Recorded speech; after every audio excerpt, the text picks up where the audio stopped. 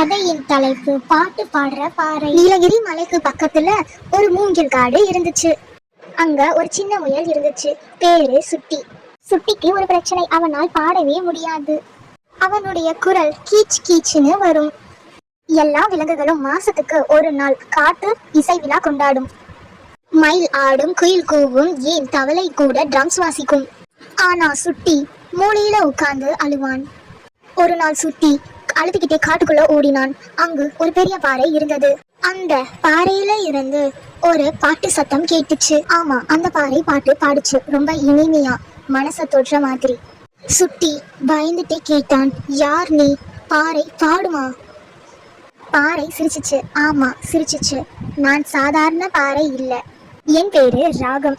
யாருக்கெல்லாம் தன்னம்பிக்கை இல்லையோ அவர்களுக்கெல்லாம் என் பாட்டு கேட்கும். ராகம் சொல்லிச்சு, சுட்டி உன் குரல் கெட்டதே இல்லை, உன் மனதில் இருக்கும் பயம்தான் உன்னை பாட விடாமல் தடுக்கிறது.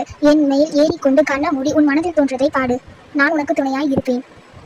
சுட்டி மெதுவா பாறை மேலே ஏறினான், கண்ண மூடினான். அப்போ ஒரு அதிசயம் நடந்துச்சு. என்ன நடந்துச்சு? சுட்டி பாடினானா? அவன் குரல் மாறுச்சா? இசை விழாவில் அவன் என்ன பண்ணினான்?